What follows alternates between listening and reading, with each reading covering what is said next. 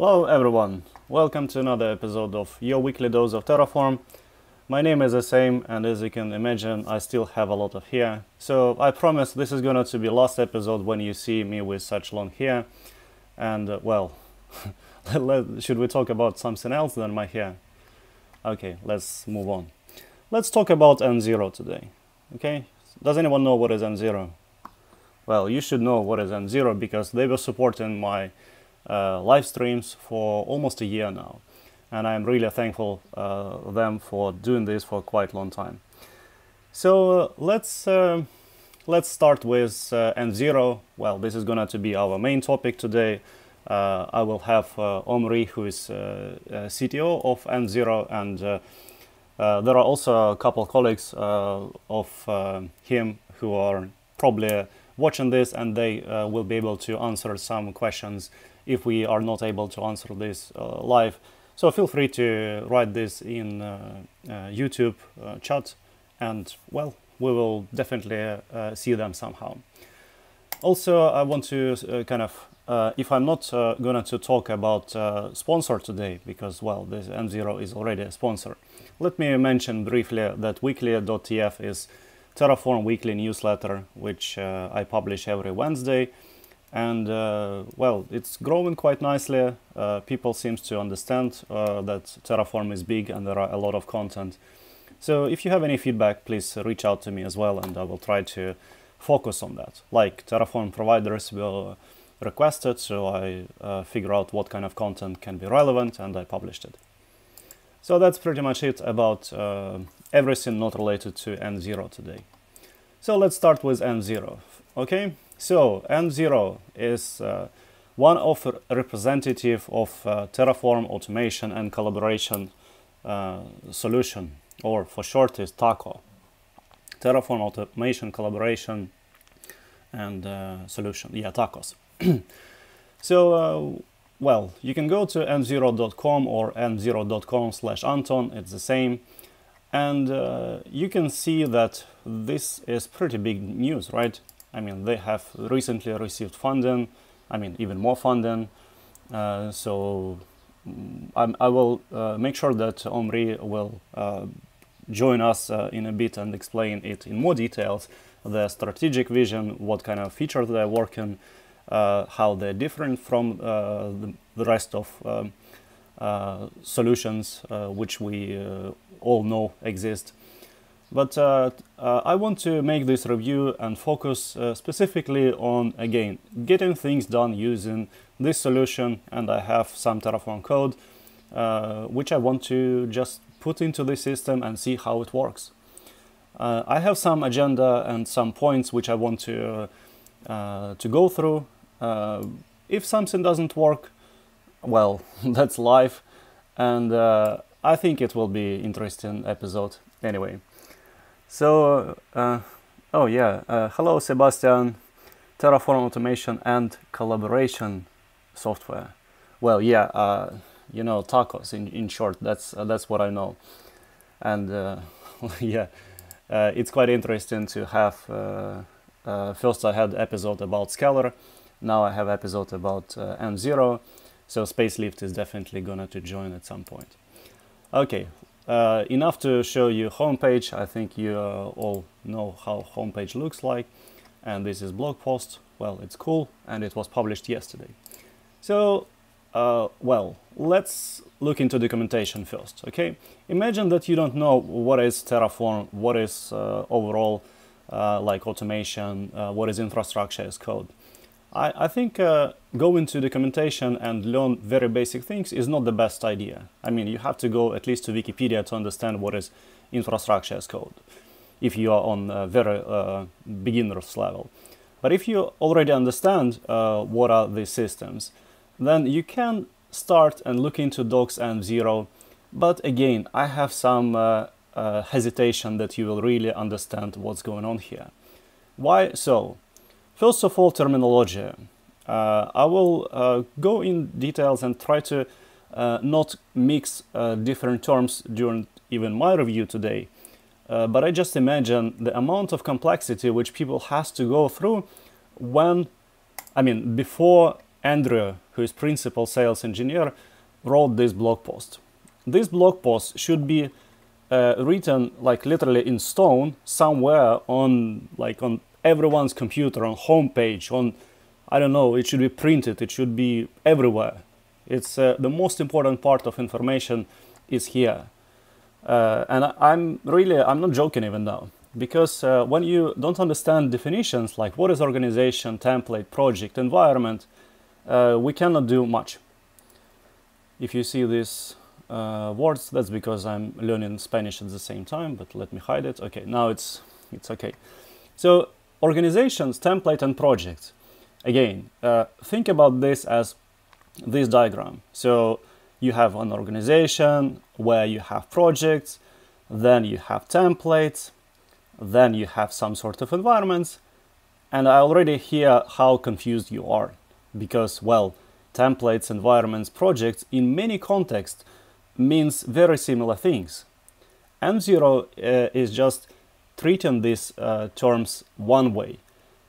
And I'm not even mentioning workspace, which is also used here as another layer of confusion. So bear with me that I spent some time before to understand how things are related, and today I think I understand it. And again, thanks a lot to Andrew who put this in actually written form, but this is really important to understand. So enough confusion. I know you don't want to be confused so easily. So let me go to this. I made an organization which I call Anton Demo. When I opened the account, I already had demo organization, which I can use and I can understand some things. It was good, but I want to make my own. I also have another organization, which is my username, but this time I want to make Anton Demo. So I made this organization, no brainer there. It's kind of easy. Then I have my first project. So inside of organization we have project. Then inside of project we have environments, templates already. Like what is what? Okay, never mind. Let's go to project. Oh, sorry, to project templates. So here what I want to do is that I want to make. I was asked to tell from which location I should deploy the code. Like I have all of my configuration already on GitHub, and I connected my VCS from this GitHub repository. Yeah, I think it's better to increase font actually, because font sometimes is a little bit slow, small. Okay, so I was able to connect to GitHub, though it was not working immediately because the same authorization is already happening in another account. So it was not working immediately. I used to deauthorize and then authorize again. Anyway, now I have GitHub. I specified which repository I want to use, which branch I want to use, and where my Terraform code is located. The folder name is open at Amazon. So this is all fine, and again, no issues here. Then I can specify some variables. I skip it for now because it's another topic for a bit later. And well, and that's pretty much it. Then I specified that this template will be available inside of my first project. Great. So far, so good. I was happy. Then this stuff was automatically deployed for me. So then I can, well, now let me just figure out where to click. Right, I need to create new environment. I just deleted one environment 5 minutes before the stream, just to make it real, authentic experience, so that if I see any bugs, then it's really a bug. It's not just me clicking random things. So I want to run now, and yeah, that's what I want. I have template, and I want to click run now. Great. So you can see that there is my organization, there is my project, and then there are templates, and then there is environment. So pretty logical so far, right? I mean, if you understand these words, you will be able to do at least until now without any issues. So where interesting parts are. So let's click run. Again, I don't specify variables here, but I can specify that if I don't want to be prompted after Terraform plan execute, then I just want to automatically apply the change, which is very handy if you have pretty good understanding of what's going on in general. So now, well, it was a little bit fast, so I didn't even see init, or in progress. As you can see, the deployment log shows that, well, quite natural things. First it takes from Git, then it configures some things required for it, then it runs Terraform init, then it does some magic with Terraform workspace, and then it does tagging, which I have disabled for now. Then it runs Terraform plan. So pretty much normal operations. So it's mix of operations required by the platform plus traditional Terraform init plan apply. So when I see Terraform plan, there is a nice button which I can see approve or cancel. I can see what's going to be added. So that's exactly what I expected. So I'm quite happy now. Okay, I click approve, and it's going to continue to the next phase, which is going to be Terraform apply. So far, absolutely no rocket science, right? I mean, we have code, we put this code as a GitHub repository, then we told env0 to execute certain commands on it, and then we can see that it executes init plan apply. That's it. Sometimes this in progress is executing like you saw now. I executed plan, and then before apply it actually went up and execute Terraform init again. It can be a little bit confusing if you have slow internet, but if you don't have slow internet, then you just have to understand that all of these things are executing in some sort of container, some sort of isolation, which is pretty much standard way of doing it. So where interesting things are now. Okay, so as you can see, it was executing init plan apply, and if I look into each of these outputs, I was forwarded from this page. So if I look into execution of Terraform apply commands, I can see all of this here, which is like remote execution of Terraform. Again, nothing very new and very different from what you can have on your desktop machine, for example. Then you have Terraform output, which is again visible for you here if you want. And if you go to Resources tab, this is where some things started to be interesting. So you see outputs here listed in quite readable way, where you can see what kind of name and value here. This was quite helpful. And here you can see information about resources overall, right? So it's AWS, external, local, and other providers. I'm not quite sure what is actually the point of showing this information here, because I cannot see any other information. I mean, I can see that there is this resource inside of this module and what it means. Like, any ideas what is this? Well, it would be much better if it actually shows some information from the code, for example, because env0 has full access to my source code, and they should be able to identify where it is, or to do some a little bit useful information. So, for example, if I look into other properties here, looks good, right? But then I saw this search field, and this is definitely the place where you have to put some bugs, right? So if I click here, it says it has been copied. Great. Lambda function I ran has been copied. In fact, the value has been copied, not this one. So I put it here, and nothing found, like no things here.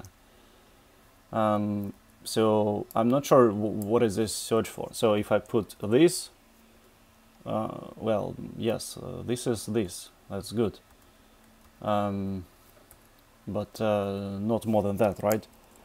Lambda, I'm not sure where, does it search in module, in name. So this search is a little bit kind of, I don't understand the point of it. I mean, if I put this, then I should see a lot of code references, or I don't know what was the intention of this one actually. Anyway, this is something what I see on this tab. Let me scroll a little bit to my notes here. Okay, pretty cool thing when I was adding this template. Well, if I get slow, that's because I'm thinking which word to put. Template or environment or our favorite workspace. Why on earth do we need to put this confusion here? Okay, I was reading and I was inspired, and I'm really thankful, Andrew, for this clarification. Organization, template, projects, environment. No. In case of Terraform based templates, an environment is equivalent to a Terraform workspace. So why do you even need to show this to me? Because if I look into this guy here, this env0 is something what I can specify. So this workspace is like, well, I don't have even a synonym for this thing in Terraform. I deliberately don't want to use workspace, and I want system to help me to understand how to do certain things easier. Okay, they require me to follow this Conway law. If I'm big organization, I have projects, I have the whole set of different role-based access controls and all this stuff. But no need for me to even think about Terraform workspaces. I mean, that's just a wrong thing to mix here. Otherwise, I don't see the big value of this stuff if I can run exactly the same from my local machine, where I already have my shell scripts. Just imagine, I have shell scripts where I somehow switch or set Terraform workspace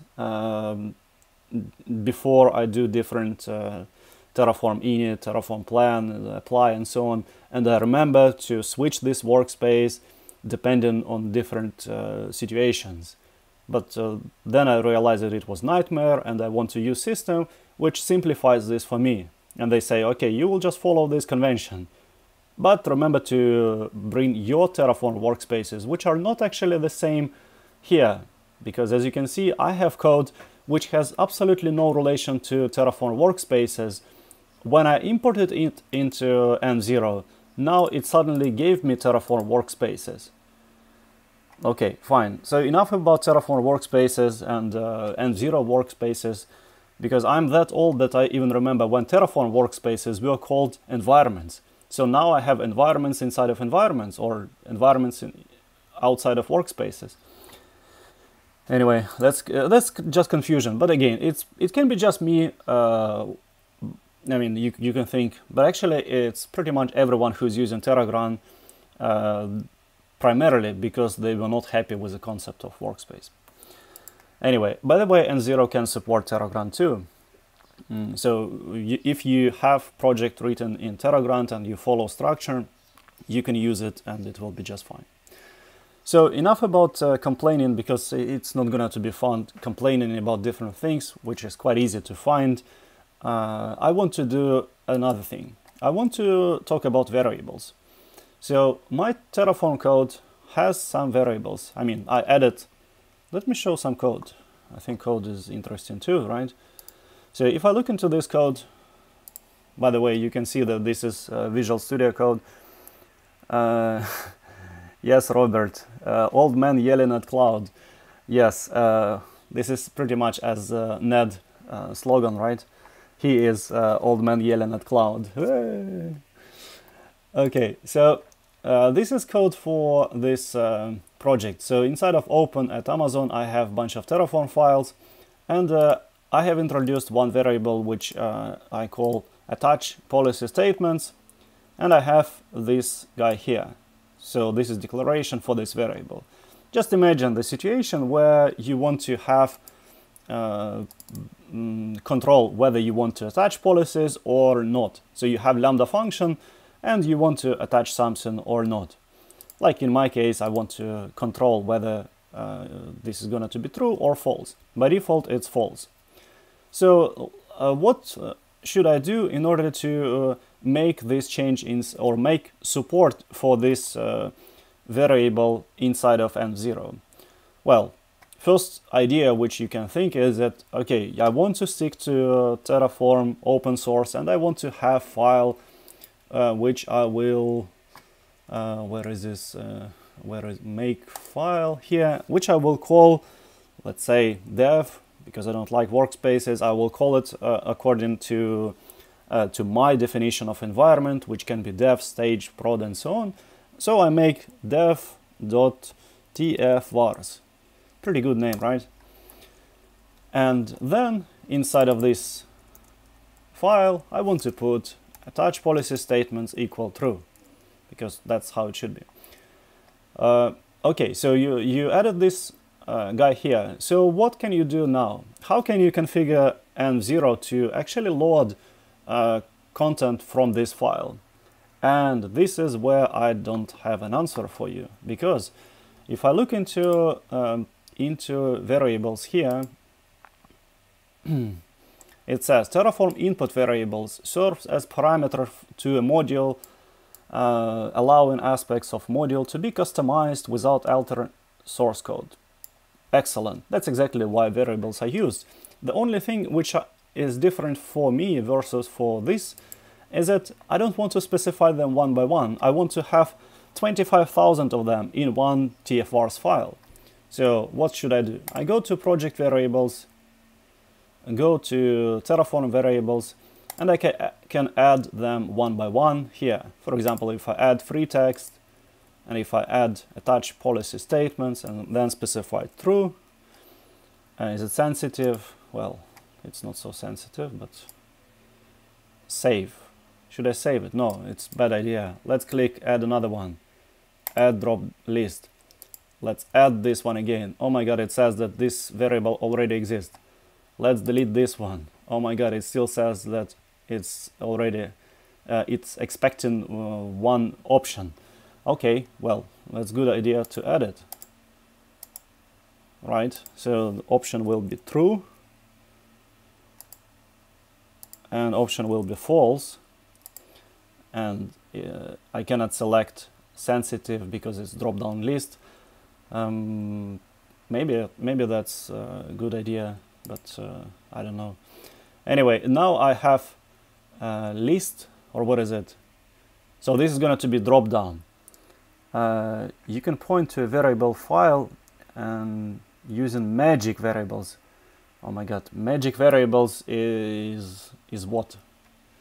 I guess it's somewhere here. Magic variables, where to even look for this? Magic variables. Hey, magic variables. Well, I don't know where is magic variables, but I think I saw them somewhere here. But I was searching on this place for TFVars and I didn't find anything. So that's why I'm not able to add it. Well, I didn't find TFVars anywhere in this page, so that's why I was so sure that it's not supported without using custom flows, which I will explain in a bit. So for this purpose, I want to keep it simple. I want to add variable, and it should be free text, and it will be this one, and it will be true, and it will be not sensitive or sensitive. Well, it doesn't matter in this case. Check out custom Terraform variables file. Okay, good. I will take a look on that one right now. So I saved this variable, so it is now set true. And if I look into the code one more time, just to make sure that so def TFVars is not going to be used right now by default, so I don't have to have this file. But as env0 just says in the chat that I should check out custom Terraform variables file, I believe that it's supported because this is one of the very popular use case where you have to manage a lot of things, a lot of static things. Okay, so I have this variable and I want to use the value which is coming from env0. So how can I do this? I added this one guy here, then I go to project environment and I go to project template. Well, I guess I have to be somewhere here. Right. No, project environment or project, this one. Right, I need to be in this one. That's important, to not create new environment from the template, but to stick to the one which I have already created. Otherwise I will be mixing, I will introduce just another workspace, and actually some of my code will fail because it will not be able to create it properly. Okay, so what I want to do now, I want to use that variable. So if I look here now, I see that it says defined in project, and this is name and this is value. Great. So if I now redeploy this guy here, again, once more, I see this value here and I'm able to customize it. There is very good level of inheritance of variables. This is something what stick in my mind from Team City, where you have so many levels of customization and where you can put variables in so many different places. Then it's just pure luck for you to understand where this value is coming from. Here it's, well, at least it was 5 years ago when I worked with it. But here is very helpful that you can see project was defined here in project scope, and this is a value. So you can customize it here. That's pretty good. And I just run it. I can also approve plan automatically if I want, but I don't want for this time. Let's see. I'm gonna to run it, and while it's working, let's bring Omry here, right? I mean, everyone wants to hear Omry's voice, not just mine, right? So let me click. Which button to click? I think it's already a joke which button to click. So if I click on this one, yeah, cool. Hello. Yeah, Anton, what's up? Where did you get this T-shirt? Oh, I don't know. I guess we're t-shirt twins. Yeah, that's great. Yeah, great. Yeah, can you just, while it's working, or is it finishing? Well, it's still working. Oh, yeah, of course. It's waiting for approval. So let me just explain what's going to happen. As you can see, it's trying to add policies. So it means that this value was actually true as I specified. So I kindly approve it, and I'm really happy that it succeeded. So first of all, can you just introduce yourself and also in the same sentence explain how did you guys started with env0? Sure. First of all, thanks for having us. It's a pleasure. We've been working for, I don't know, the last year or so. So pleasure joining the show. So my name is Omry. I'm 38 from Israel. I'll start by talking about how we started, Oad and me. Oad is the CEO. We go back from the time that we spent together at Etor, and there where we were in the development team, where we're both leading groups of R&D teams.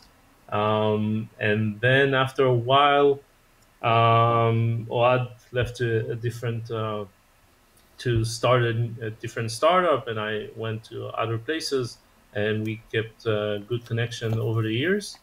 And then what Ohad did is actually started a consultant company in the DevOps space. And I was working at a major cybersecurity company, where we had a lot of issues with first the environments. We had a lot of shared environments, like 1, 2 dev environments and a staging environment. and we were banging our head how to solve that. And I was in charge of bringing back environments, and we had Terraform there as well, but no automation. It was simply Mm. somebody going to the CLI and press some magic keys. And I said, how could it be? I want to bring the environments through automation, and I want to have control because I'm the owner of the environments, not the DevOps team. Um, but it was a hassle, and yeah, I banged my head really loud. Took a lot of time to create new environments or update them and understand who did what and when. And at the time, what basically saw the same problem with other customers. And then we've talked and we decided that something that we should do. We had the experience doing similar stuff in past companies, and we thought Terraform is being adopted really, really well in the entire world. But in back in those days, there were no Terraform clouds, only Terraform Enterprise, which nobody knew what he's been doing. And a lot of people just wrote CLI commands with Terraform and didn't have visibility on what's who did what and when and how and what's the outcome. And I think Spacelift didn't exist, and obviously Scalar did, but I'm not sure they were actually doing tackle as they do now. So we started a company. We actually had a bit of a different solution at first, but after a short time, we said, okay, we need to go through the automation and the managed service that we're focusing on, and bring in a lot of value on top of Terraform. And 2 years passed, 2.5, and here we are now. Yeah, yeah, absolutely. That's really interesting to see that you said that you started in Q1 2019, right? Yeah. So, well, 2019 is 2 years ago, Hmm. and so it means that by doing good job, I mean, env0, Scalar, as well as many other companies, you will eventually take bread and butter of everyone who wants to write terraform.sh file, right? So you don't want Yeah. us to write Terraform shift file. But let me show Exactly. what you want us to write. And this is one of the coolest feature which I have experienced myself, and I'm really missing flexibility of this kind in many places, in many different tools. I'm talking about custom flows. So custom flows allows you to literally run different hooks before or after certain commands like terraform init, or before terraform apply, or before terraform init, and so on. So you have YAML file where you have full flexibility, like literally, I don't know how many different steps you can run before and after. So it's your way of adding hooks in certain place of the workflow, which seems to be very powerful way in general. Well, at least well, I want to say Drupal. That's one of the nightmare technology which I worked more than 10 years ago. They introduced this concept back in the days, I don't know, 20 years ago, and it was very popular because it doesn't require knowledge if you want to just hook something in the middle of something. Then you just say, oh, hook on this one, and that's it. It's maybe okay for you now, but it will introduce other problems. Anyway, we're not talking about nightmare technologies now. So we are talking about a YAML file which can be customized. And there are a bunch of different things which you can run. So just imagine that before Terraform init, what you can do, and this is something what I really like in env0 is, where is it? Well, browsing documentation is not my strongest point, but I think it's additional controls. No, it's not here.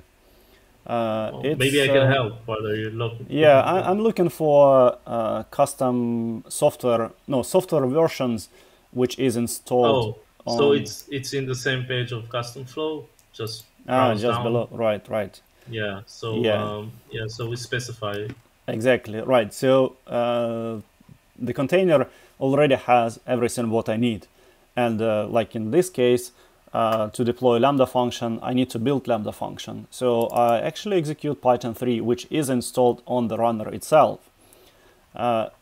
I'm not quite sure about possibility of running self-hosted engines. Like, is it expensive, or are there any constraints other than being based on Node 12 Alpine? Can you tell actually a couple words about pricing? I like, because Um, this should be paid, right? yeah. So the self-hosted agent is basically in the business tier we have, which is basically means that the deployment service or the container sits in your cloud, and we just interact with that to deploy the Terraform code. So you can put it in an isolated environment and do whatever you want with that. And if you have this option, which most of our bigger customers has, you can also alter the Docker container and put whatever you want in it. If I don't know, you want, for example, we have customers that are using Breach Crew Chekhov or Terrascan, and they don't want to install it all the time. So you Yeah, can basically custom the image that you want, and then it will save you like the runtime. So in yeah, terms of pricing, we have a few pricing tiers.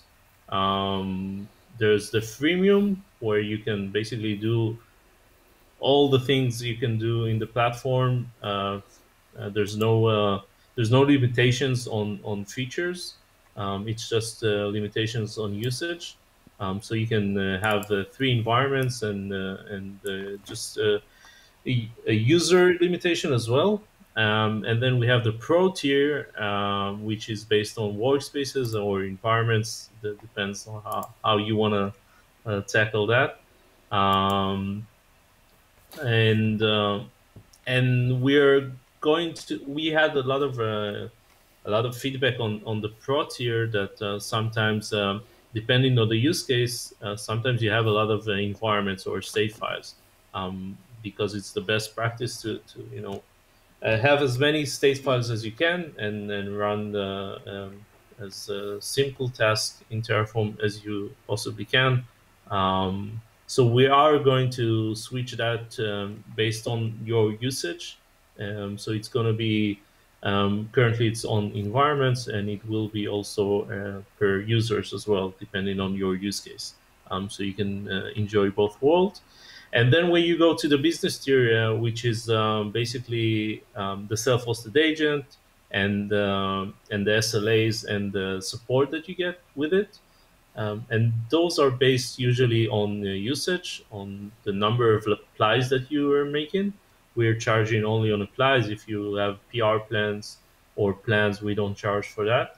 And then we have tiers based on how many deployments you do per month. And in the enterprise tier, we can custom everything that you want, yeah, and this is for our bigger customers. yeah, right. Well, this is pretty traditional things how everyone started, and then you figure out that, oh my god, it doesn't fit my needs. So are you gonna Yeah. to move to execution, like what is it, price per Billing. execution?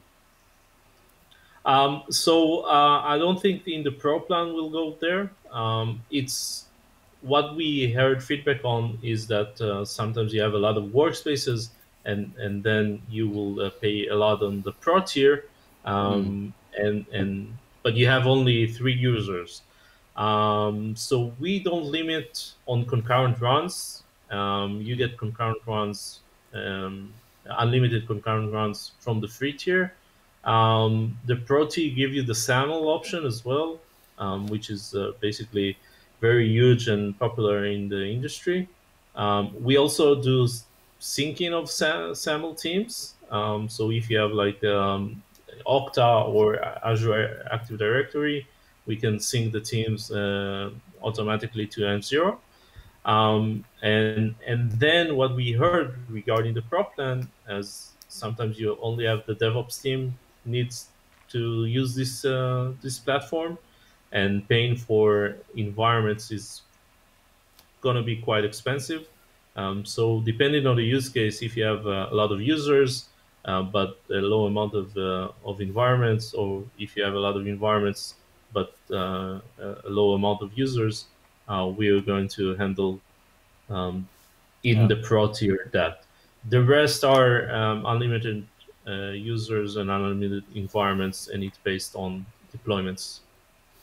Yeah. Well, yeah, I don't have any questions about pricing because, well, Mm. if you have customers who tell you that Yeah. they would like to have some changes, then probably Yeah. you should have listened to them, and not to me, who is happy running shell script on my knees. Mhm. Well, I'm joking, but Atlantis is quite popular, and Atlantis is quite cheap to run most of the Mhm. times. Okay, let's look into how this was actually behaving. So I have already added my env0 YAML config file, which looks like this. So as you can see, it is very similar to the one in example, and you can imagine what's going to happen, right? So I'm going to execute env as well as Python 3 version before Terraform init.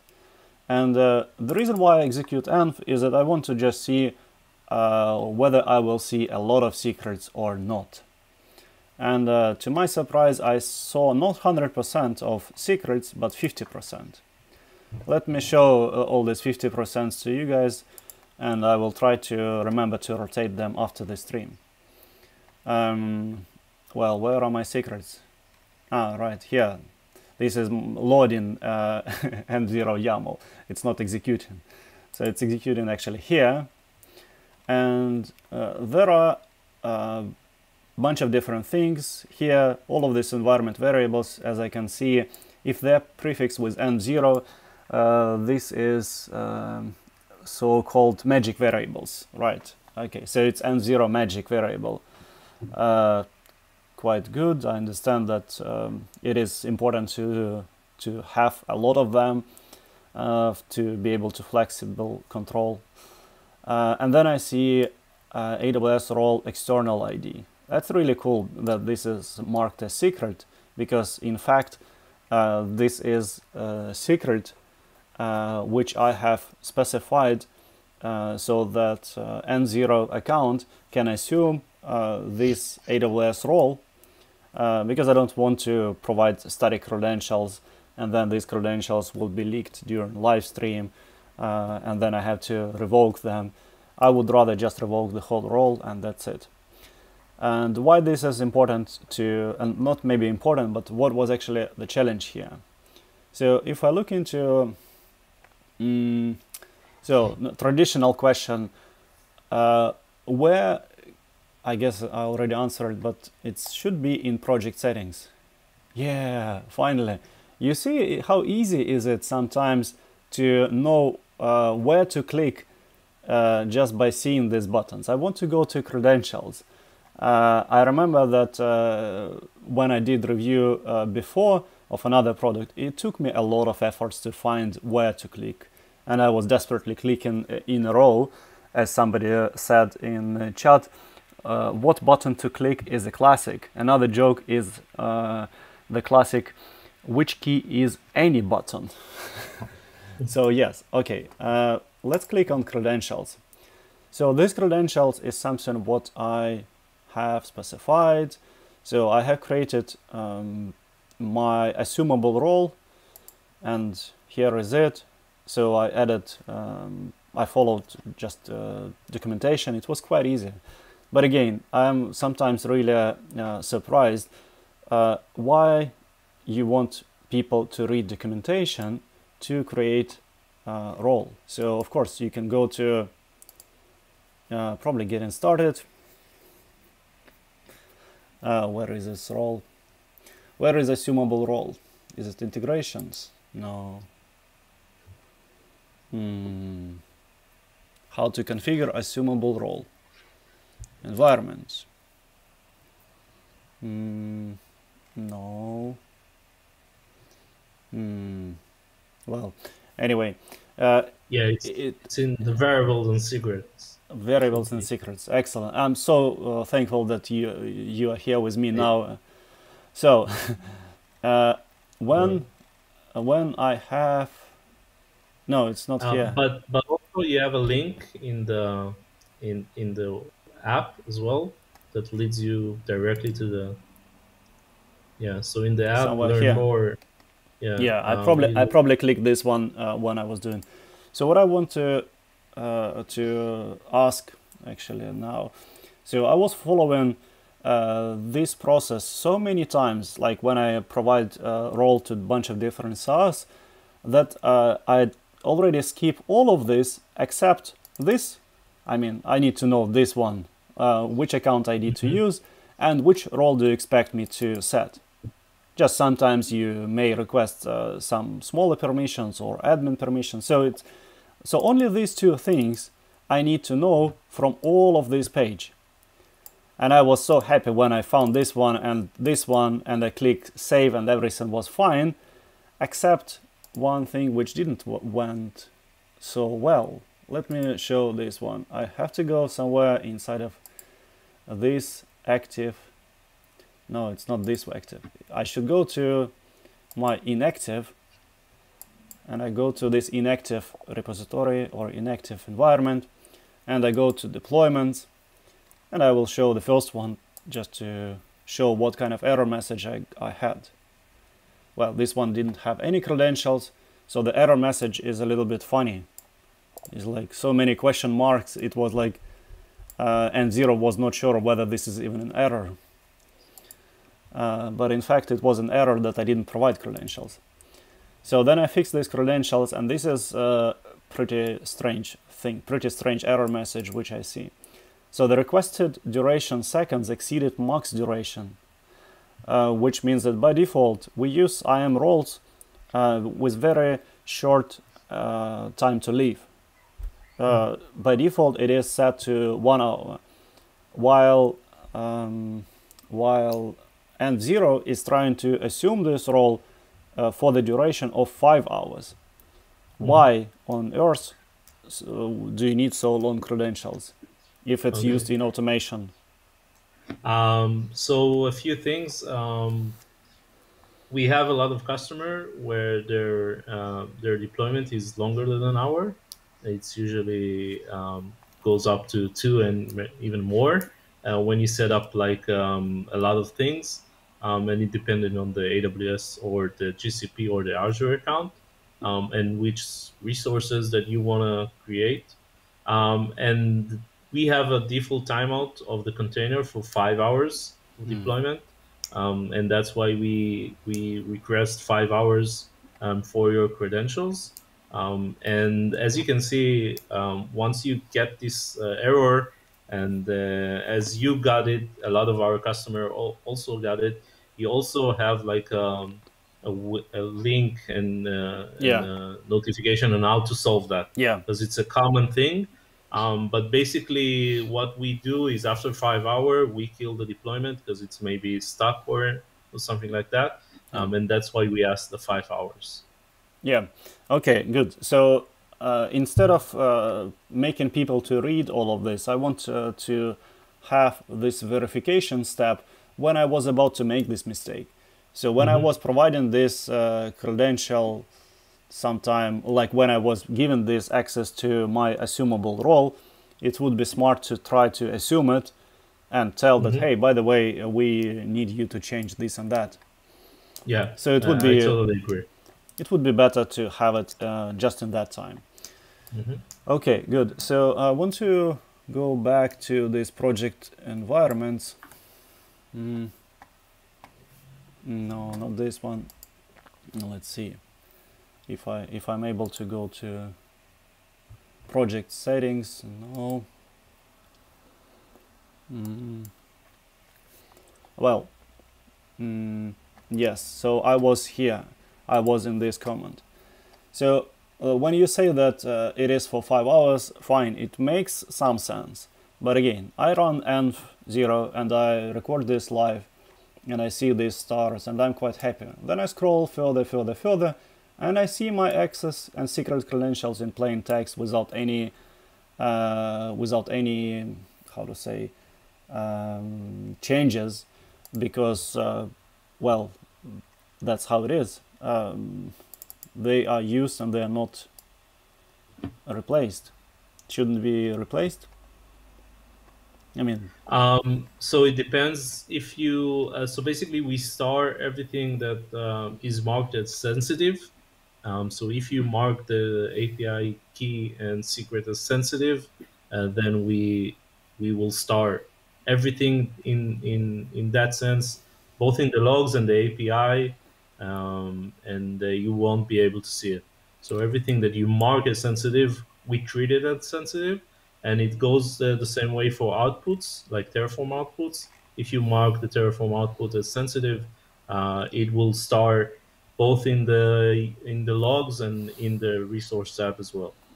yeah, but I understand that if I provide this as a variable, as static variable, but I didn't provide these credentials. These credentials were set by env0 somewhere inside of its own process. Yeah. I okay. I understand what happened there. Yeah. So basically, what Yeah, we me do too. is assume a role. Yeah. I'm sorry. So we assume a role, and Yeah. then what we do is create the access key and secret key, Yeah. and the token as well. Yeah, and this session Um, token. yeah, and the session token, Yeah. and that's yeah. We need it's basically it's a bug. We need to fix that. Great. Um, I'm so glad to find at least some bugs. Well, yeah. this is not the biggest bug overall, but it allows to do some things which we cannot really control so much, because the whole point of these templates and environments and projects and so on is to give people without any understanding of how Terraform works, well, more or less, to be able to say which repository to use and which quick someone mine some Bitcoin. Yeah, exactly. But you need to guess AWS secret token, which is after this one.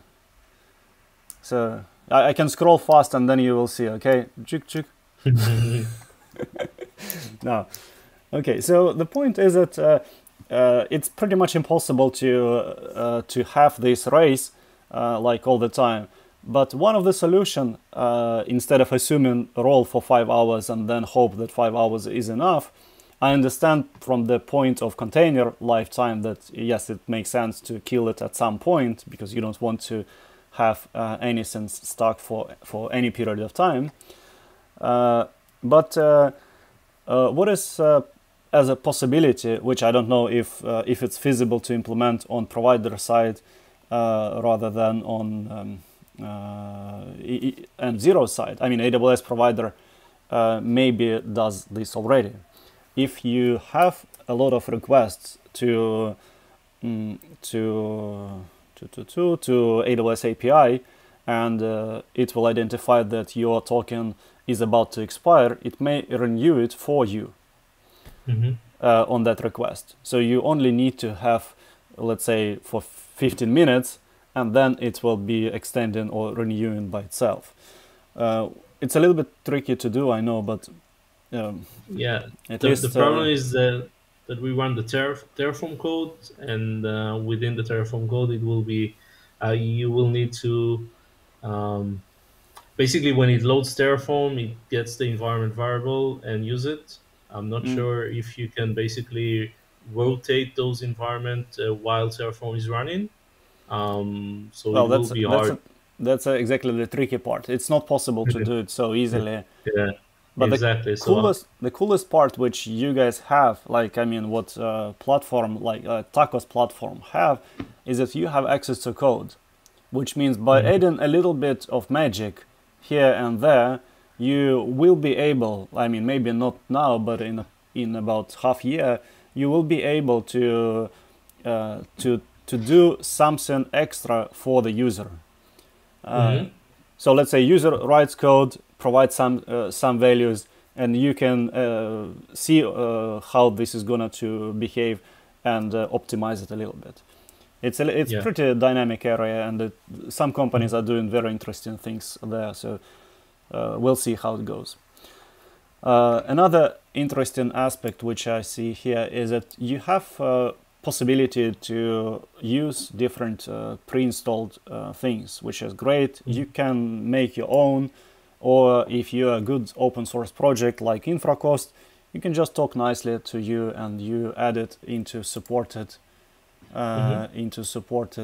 somewhere somewhere in custom flows. Yes, well, I already know. So somewhere in custom flows you can add new things like infracost, which is really good. And I also like possibility that you describe it, that you are not against of using curl if people need to download something on the fly. And this option, if I remember correctly, is not allowed according to terms of use in Terraform Cloud. So if you want to install something extra, you can use curl, but if you do this in order to not pay money, then this is against terms of use, if I'm not mistaken. I mean, well, it makes sense. So this is pretty neat possibility to expand. For us, the custom flow is our secret sauce, basically. I think all of our customers are using it for various tasks they need to do. So sometimes they put Ansible after the Terraform apply, or running Terrascan or Chekhov to verify there's no any issues with the plan, or running it. Well, infracost is already implemented within the platform. You don't need to run it. But again, kubectl, there are people that does multiple Terraform applies, so it's very flexible to get your entire environment up and running. And sometimes Terraform is not the only thing that you need. And in other cases, you use it for integration with other features or other platforms that you have. For example, I don't know, if you want to do something on GitHub or execute something else, or for example, what we do is printing it out in GitHub the URL to the environment that we've created. So you can do basically whatever you want with it. And there are other things that, sometimes Terraform doesn't allow you to do.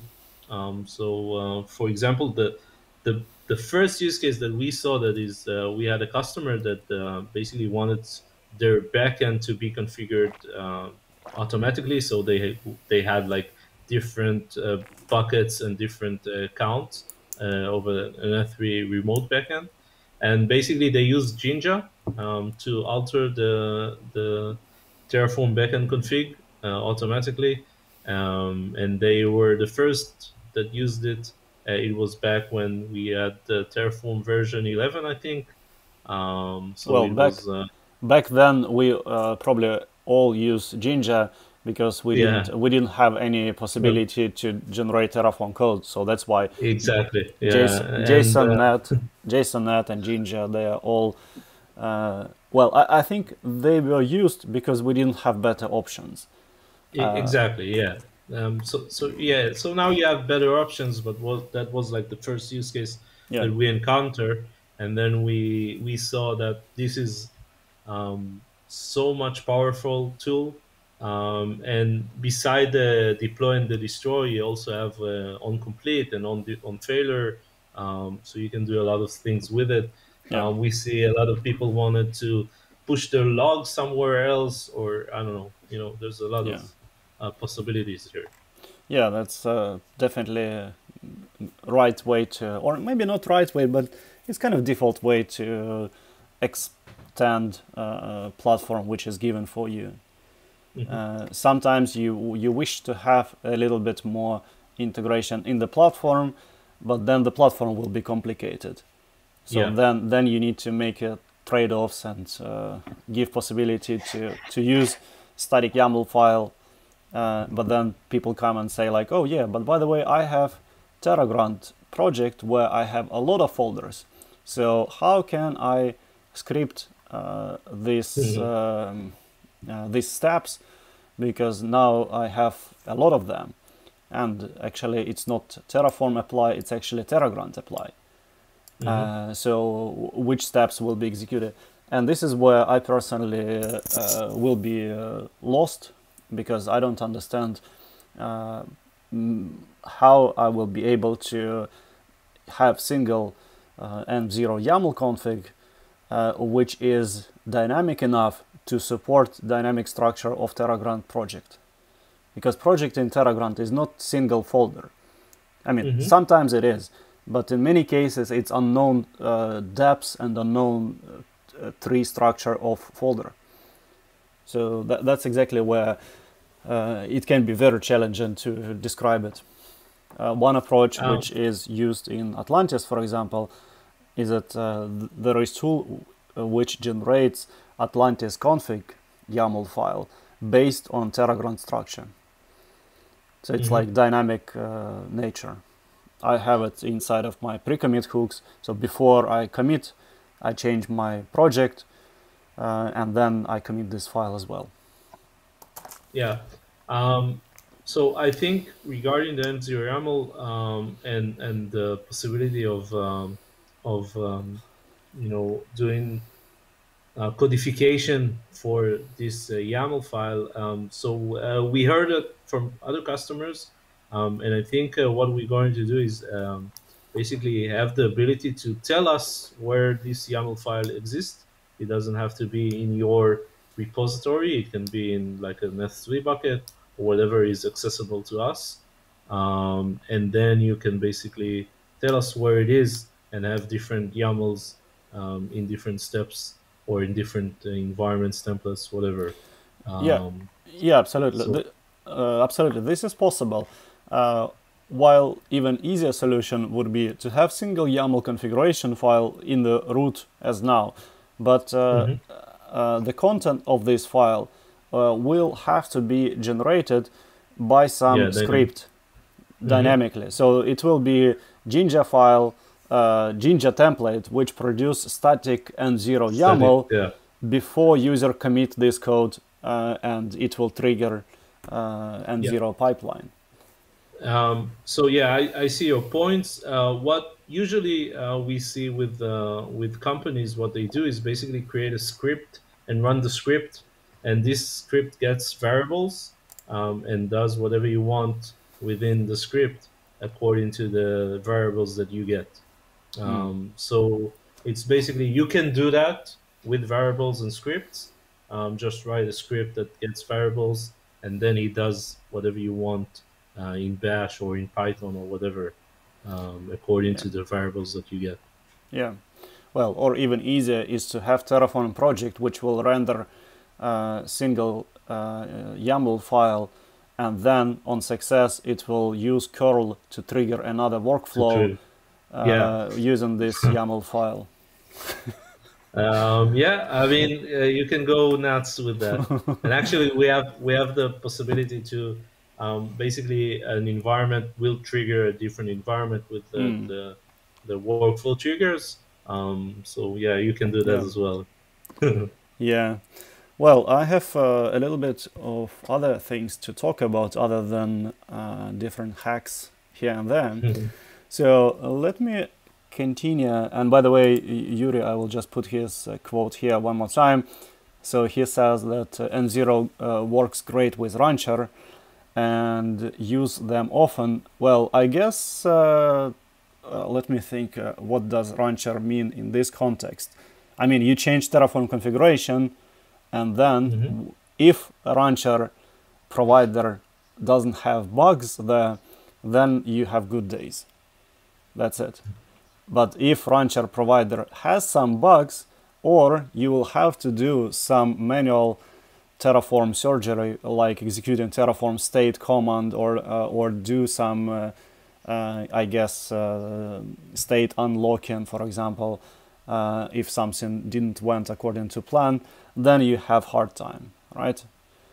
So you don't have actually a way to get hold of your Terraform state file easily. You have to set it. I mean, if I want to, or correct me if I'm wrong, when I execute this environment, it says get Terraform state. So then it executes Terraform init with, no, this is before.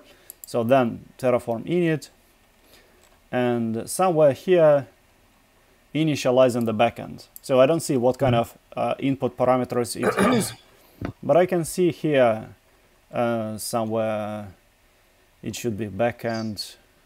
Well, do I see backend? So backend. With us, if you configure a backend, we totally support based on Terraform backends.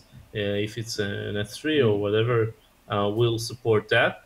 If you don't specify any backend, what we're doing is basically like most of the world, save the state in S3 bucket, and it will be available only within the env0 platform.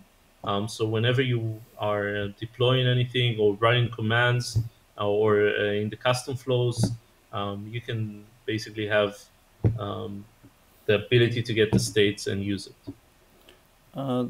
Yes, only after it is initialized. Yeah, after initialized. Yeah, so in this place where I have before Terraform init, I don't have this yet.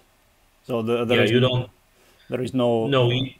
There's no backend. You need to do that after the Terraform init. But yeah, after exactly. that, you can do whatever you want.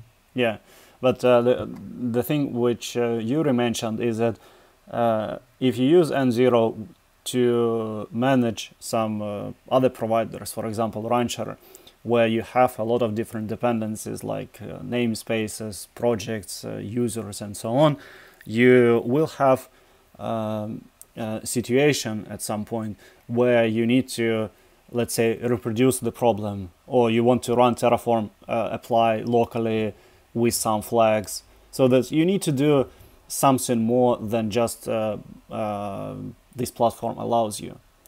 And that's a question which I have. I don't know, is it possible for me to, let's say, check out code locally and run Terraform init with specifying backend config flags or environment variables and actually have access to that state file? So again, if you're using our backend, which is stored in S3, you have it only when you run the code. But again, with the custom flows, you have a lot of power, so you can alter the env0 YAML and run it and do all sorts of things and commands with it. So if you need to, it's not interactive. It's not interactive, and it's not locally for sure. But you have a way to pull the state, and if you want to, I don't know, put it in your S3 bucket or somewhere you want to with the env0 YAML, and then you can, do whatever you want with it. But yes, as of currently, we don't support that. We do plan to support remote backend, exactly like Terraform Cloud has, and also Scalar has. So if you will look into remote execution like it is on Terraform Cloud, please talk to several customers of Terraform Cloud to hear. They have very repetitive feedback. For example, they have to switch remote execution and local execution every time they want to do something. And I know a couple companies wrote the small Python script to do just that. Yes, so it's funny. Yeah. But okay, let me go to one of the last section which I have prepared. Well, I have not prepared it, but it just came so organically. When I was clicking here, I stumbled upon policies, of course, and then I see this one. So, well, number of environments per user. Everything is fine except that so many words in uppercase, but okay. Then cost estimation. I have enabled it. It says 0 because everything what I use is usage based. Yeah, usage based. So that's another story. I understand that it is possible to use infracost and provide my configuration file with all usage based. For those who are interested, go and watch previous episode where I talked to Ali about that specifically. So, well, we don't need it. And this one, skip apply when plan has no changes. I read these sentences probably 20 times. And then I looked here. And then I read blog post by Tim, I think, which he wrote maybe 1 or 2 weeks ago about this feature. And then I read it again. And I cannot figure out what exactly is wrong in this sentence, other than skip apply when plan has no change. Well, of course, apply will not be executed if there are no changes. I mean, plan has changes, then you can apply it or not apply. But if there are no changes in the plan, what means apply? So I find this sentence just confusing, because if plan has no changes, it doesn't matter whether you will apply it or not. There are no changes, so what will you apply? Yeah. So basically, what we had, we run the apply all the time. It doesn't matter. We didn't basically look at the plan before we apply it, if there were changes or not. And then that's what we did in the past. And then what? SOP. Yeah. Skip apply when plan is empty. Yeah, that's an internal slang. We have a lot of slangs in the company regarding features. So basically, we weren't looking at the plan at all. We said if there's no changes, we'll apply. Nothing will happen. But basically, we had, like you said, there's no need to do that. So we started off with a configuration to do that. We saw sometimes, Terraform planned and applied sometimes have difference. We saw that we had a lot of bugs using specific versions of Terraform where the plan outputs something and the apply does something else totally. So that's why originally we did apply all the time. So we started now with the configuration to see how it goes and get feedback. And if it's going to be something that we won't see any issue with, we'll bake it in as a default. But that's like one of the steps we worked towards that. And we basically did it for drift detection. So in combination of a few features that we have, like scheduling and skip apply when there's no changes, and the Slack notifications, basically you can have drift detection within the platform and notify only when you have changes or something is drifted. Yeah, right. Well, okay, on this regards, I have a couple proposals to you. So first one is, well, maybe ask, I don't know, 5 more people if they understand what it actually means. I mean, this sentence, because the phrase itself is confusing, and it took me maybe 5 to 10 minutes to go around and to understand who is wrong here. And I think it just bad words. I think if you would put saw pi, it would make a lot of sense, because I mean, it's encrypted, so I need to enable it. And if it's in capital letters and in red, then it's something important. So I need to think about it. But more specifically, if I look into environments, because here, well, everything is working fine. It was quite easy to identify where to click overall.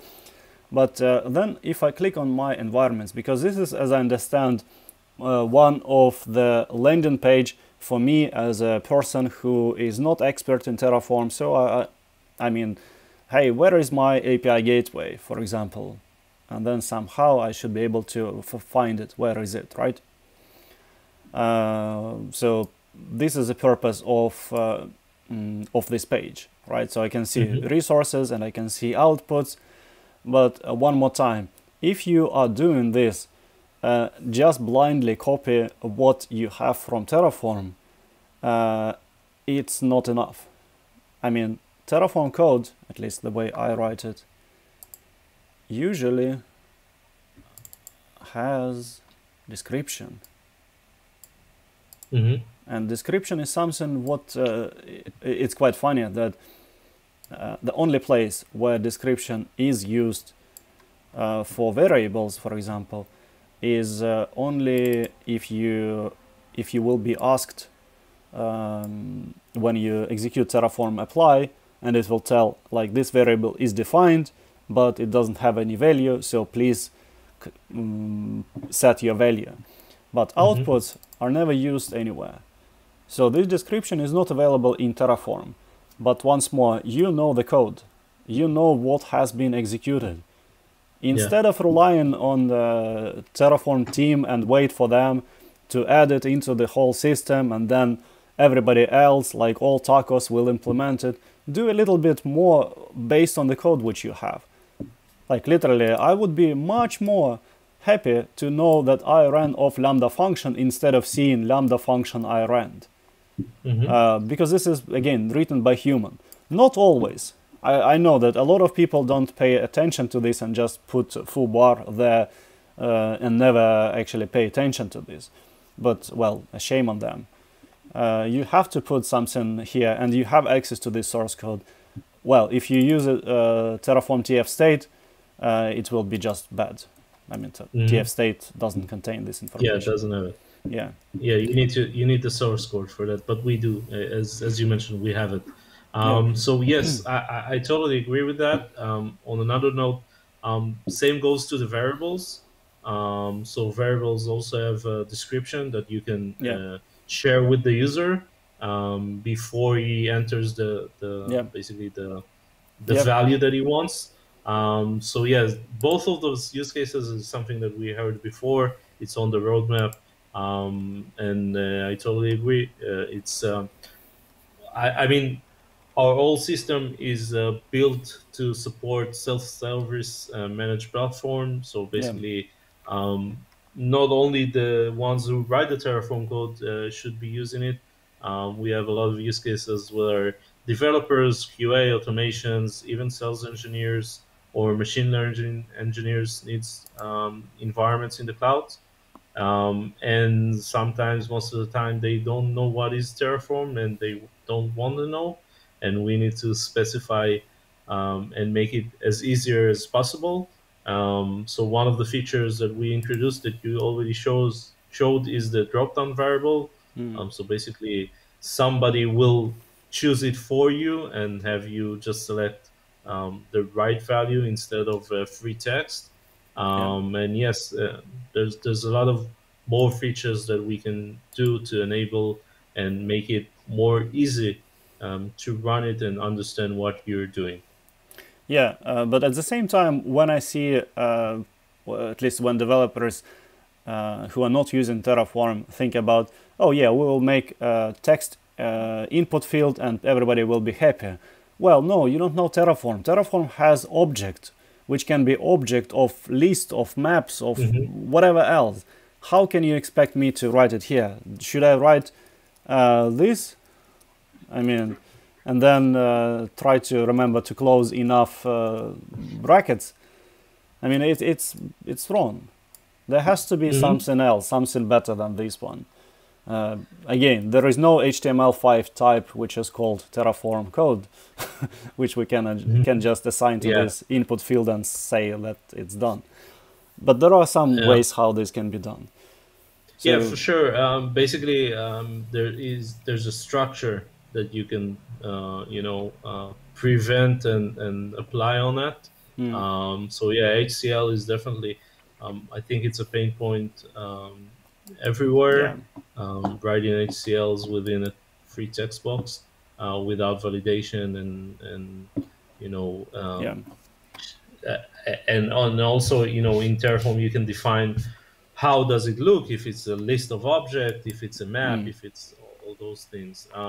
Yes, we want to basically also do a lot of things in terms of the variables. also load the variables. You mentioned, that sometimes you have like 100 variables within your Terraform code. So once you create a template, just push a button and we'll load all the variables that we Yeah. scan for. Yeah, so for sure, there's a lot of um, nice features to make it easier to integrate with the system and combining it with Terraform Yeah. for sure. So HCL is one of them. Variables. There's a lot of things in terms of the variables, read-only variables, um, uh, Yeah. and basically the hierarchy of the variables that we try to address as well. Yeah. Yeah. So Well, and we are closing. Yeah, well, we are almost 20 minutes after the hour, but it's okay. yeah. Well, it's a good conversation. Yeah, and actually, it's quite funny that I don't know how many people are watching because the counter, which is in front of me, froze on number which was about hour ago. So I don't know how many people watch, but usually if it starts to drop, then I say, okay, it's time to close. But it's actually quite high, so I tend to believe that it's still a lot of people watching. I'll take it as a compliment. Well, me too. Yeah, and I don't want to reset it now. Look, I want to. No, 17 watching. Okay, good. Because mine says 25. Actually, so So 25. 25, yeah, because some people watch it on Twitter and Twitch as well. mhm.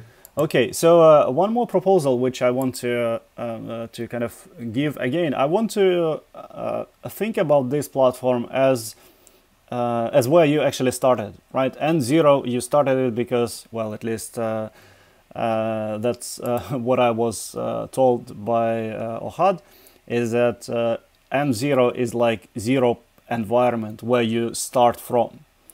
And where you start from, you will always have a situation where you have people without some understanding of what is going on. So it has to be as simple as possible for people to do good things easily. It's not made for, let's say, for people with 20 years of Terraform experience to just to break things and have fun with it. It's supposed to serve the purpose of structuring certain things and have some sort of overview. And when I'm thinking about overview, so my starting point, imagine in this organization, I'm inside of this project, and then I see my environments. Am I right that I'm thinking about environments as something like development stage and production, feature 1, feature 2? Or should it be more granular? For example, network in dev, and then application in dev, and let's say 25 environment prefixed or suffixed with dev. Or how do you look at this? Yeah. So it really depends on how you structure your Terraform code and your basically environments or services or whatever you have. So in terms of the project is basically simply a logical entity that holds um, variables and settings and templates and environments basically. Mm-hmm. And what it gives you, so sometimes you want to separate between the dev AWS account to from the production AWS account. So you can do that with project. You have a project for dev and a project with production, and then you put different credentials in each.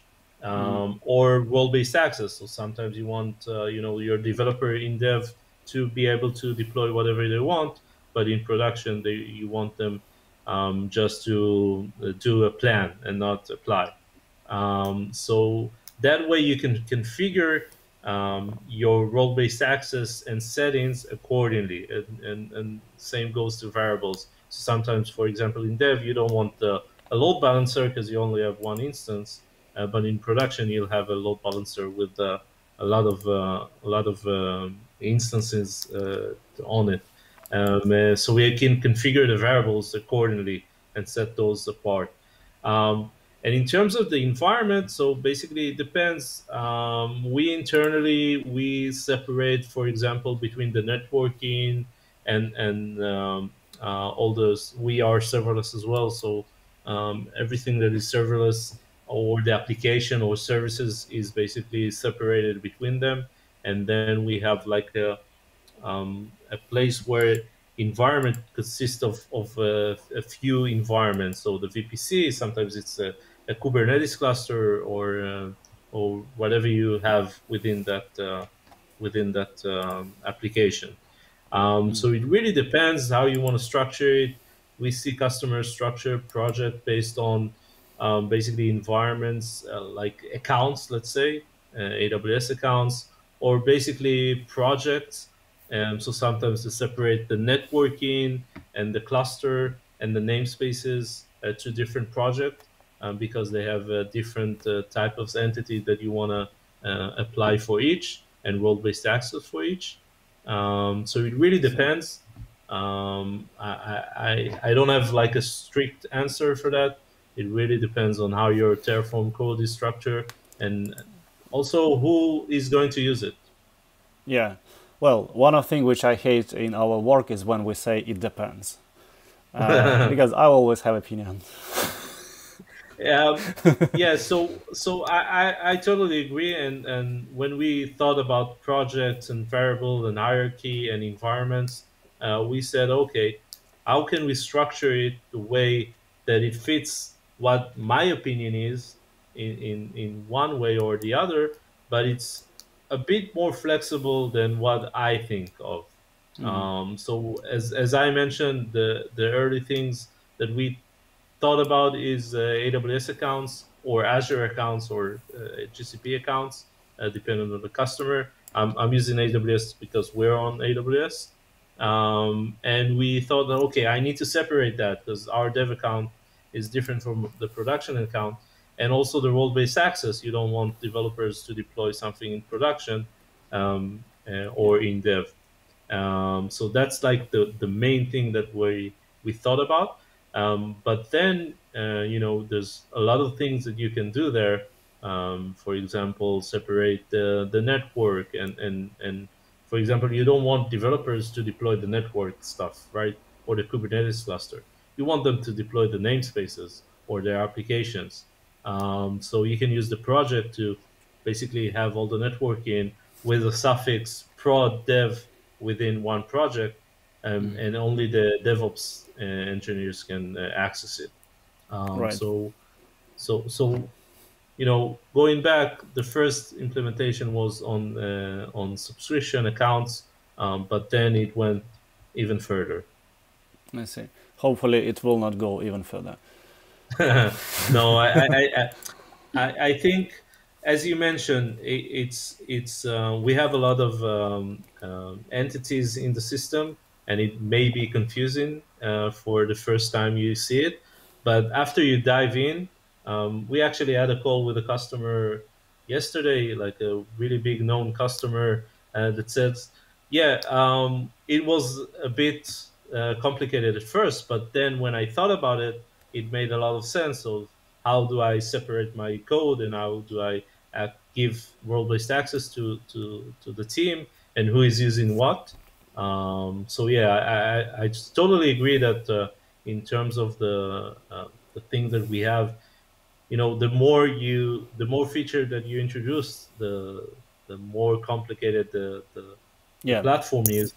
But in real life experience, when you have a lot of people that needs to use this system, it's a very powerful system and separation.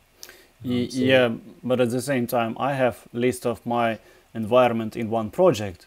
Okay, this mhm, is called serverless playground 3.0 blah blah blah, and then why I have Terraform workspace name workspace. again? Um, so I can answer that. So basically, Just one again, what second. we Yeah, like this. I mean, it's better to show like this, I guess. sure. Um, so when we introduce templates, so basically template means that you have one source of code for your entire environment. So if you have dev and production, it should be the same code. You don't have to repeat yourself. You want to try it out. Um, so in Terraform, the way to do that is using workspaces. We cannot avoid it. That's the way to do it because of the state files and how Terraform managed that. And that's why we introduced workspaces into the platform. That's the only reason we did that. And basically, we did it without workspaces. So we internally did the workspaces, but we didn't show that to the users. And we got a lot of feedback. Okay, I want to know what the workspace is, Mm. because when I do operation on it, I want to see the workspace that you do internally. Yeah, right. Okay, then I will have to change code and delete it myself. Okay, well, so what I want to do, okay, I get rid of Terraform workspace for now. So what I want to kind of suggest on this one, yeah, I just deleted it here. No need to see it.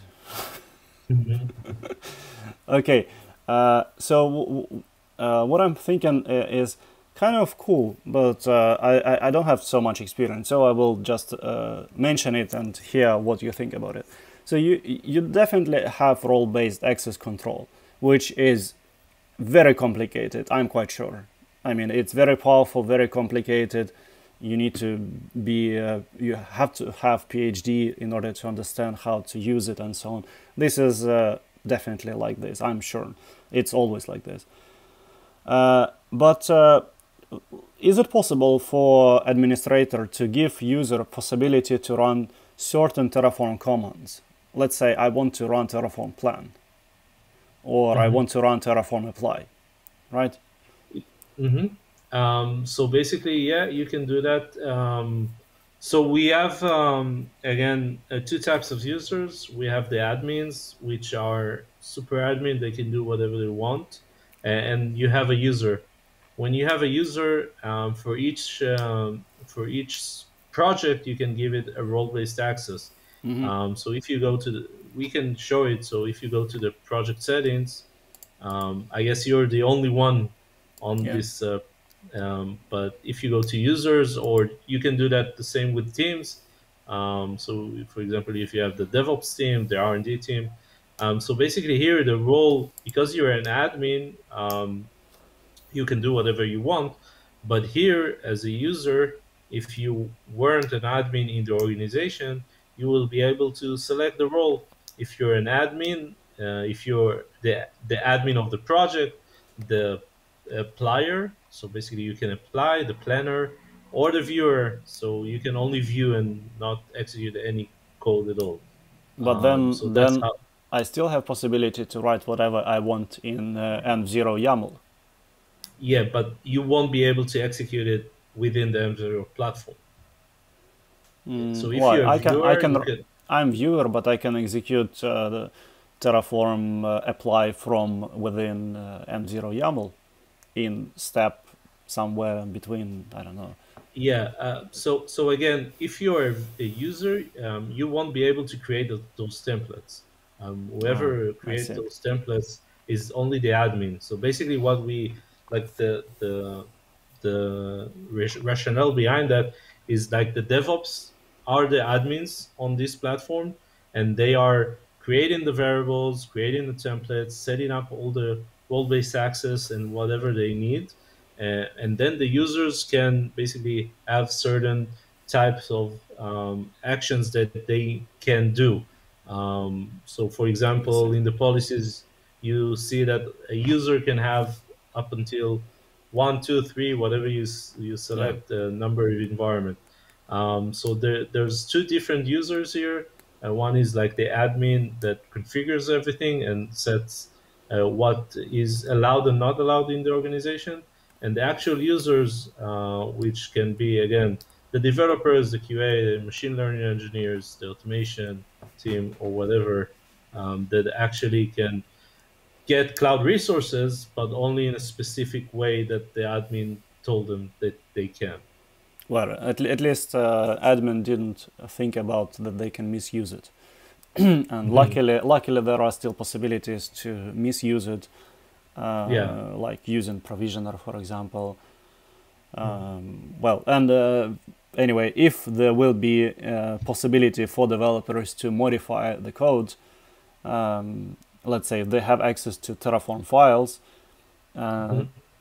they will be able to write whatever they want, right? Yeah, for sure. So again, in most of the companies, well, at least for now, the DevOps control the Terraform code, um, and again, it has to go through a pull request usually. So a user cannot do whatever he wants with GitHub as well. So, but yes, if you want to misuse it, you obviously can. Yeah, also I'm thinking about uh, possibilities to assign different assumable roles. Is there is a Mhm. possibility to assign two roles into one,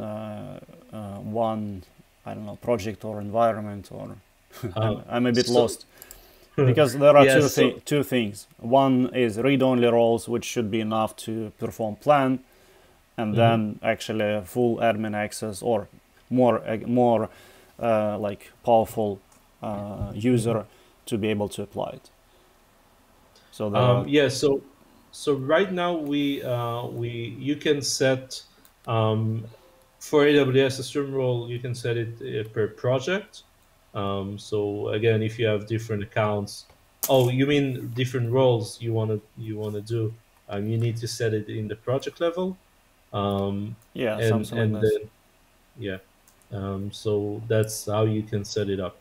Because here in project settings in credentials, I can set Only one, I can set only one. Yes, exactly. yeah. Hmm. Um, this is fine if I will be able to restrict it using, let's say, permission boundaries, for example. Yeah, so again, you can basically the role that you create in AWS, it depends on the Terraform code that you execute. We don't need administrator role unless your Terraform code needs it. Yeah, So that we are yeah, this basically is bound fine. to what?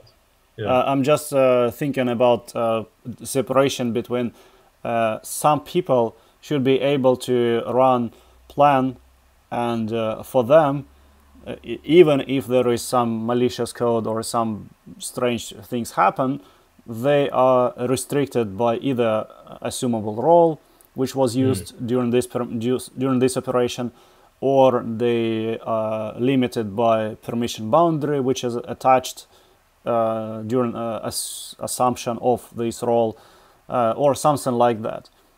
And then there is, let's say, after the approval phase, then somebody wants to apply it, and this is going to be more Mm. powerful user. So he or she doesn't have this permission boundary, or maybe more powerful access, for example. It doesn't matter how to restrict it, but sometimes I find it rather complicated that you have a lot of feature inside of role-based access control, like to do all of these users, teams, permissions, and all this magic. But then when it comes to execution, then you have something like you have full access to do whatever Hmm. you want, or you can only see how other people are doing it. Yeah. So again, I totally agree. I mean, AWS and the other platform has a lot of features in assuming role and role based access and and whatnot. Um, but again, in our case, it's how you structure it. So basically, you can assume role with two different cloud accounts, and that's like what we thought about.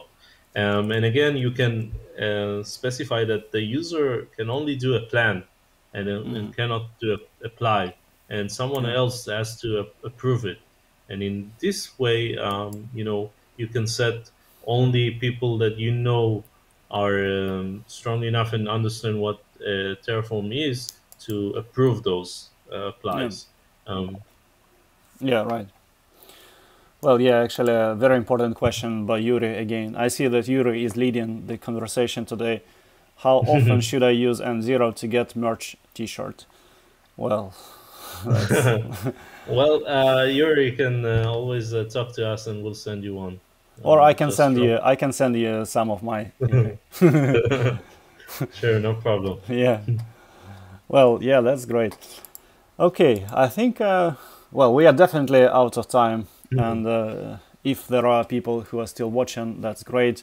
If not, then well, they can see it later. I will put timestamps as usual, so it should be easy for people to navigate.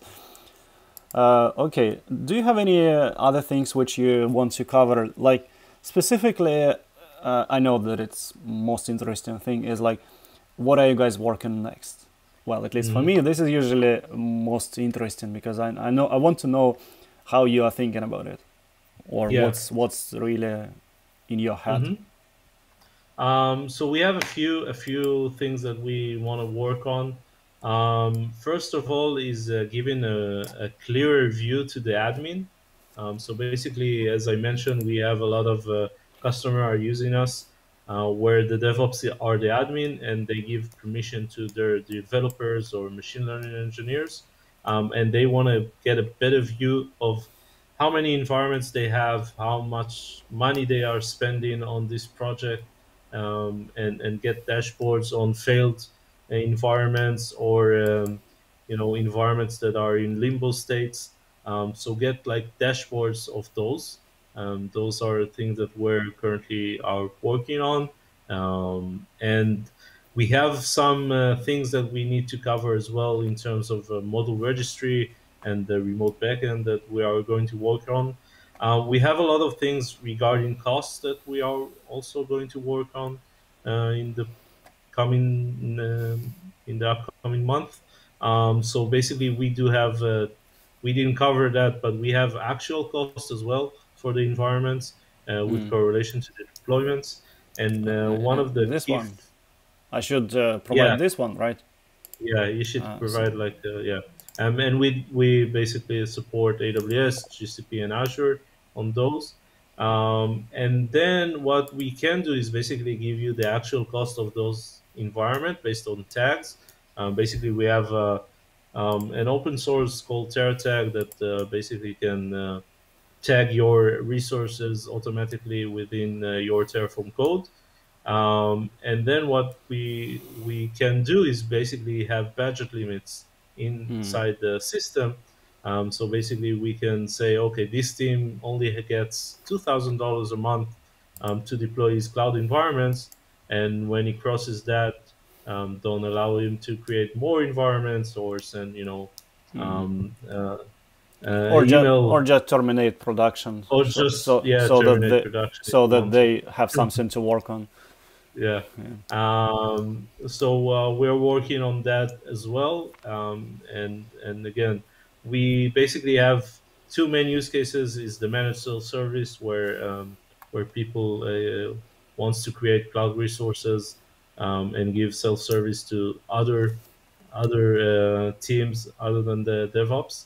And the other one is the automation of Terraform, where we have the plan of pull request with the comments and the cost estimations and Hmm. the continuous deployment, and basically stuff that we currently don't have, like a model registry and remote backend for easier integration with Terraform. Right. Well, actually, I think last week there were a couple open source Terraform module registries. So Mhm. people really want to have their own Terraform module registry for themselves. Yeah, they can That's just set it up. Yeah. hmm yeah. So well, there are several attempts how this can be done. hmm I don't know any good open source solution how this can be done, but I'm often surprised that there are a lot of attempts to make, but there is no single one which is actually the best one. They are all like average, starting from Citizen, which was released I don't know 2 3 years ago, hmm uh, and then there were more projects by some HashiCorp employees where they were doing similar things. Mm-hmm. So anyway, yeah, it's an interesting area to be, and that's pretty cool. Okay, do you have anything like last word which you want to share, last word of wisdom to share with all of us? No, Well, I will put you on the big screen so that yeah. So basically, if you have any questions regarding the platform, feel free to contact us. If you want to try it out, it's open to everybody. Just go ahead and try it out. We have the live application live chat.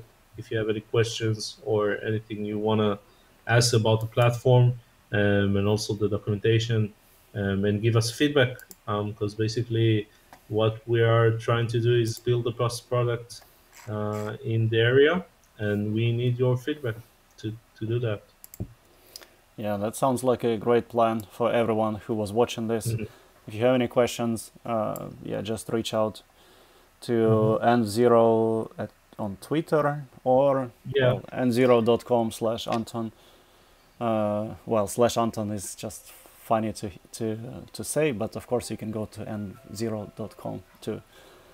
Well, when I make this camera, when we are just two on the screen, I can see that it's time for me to go to cut my hair. So I will put myself back. Like, Yeah, it's like the env0 platform looks yeah, better. yeah, exactly. Let's talk about that one first.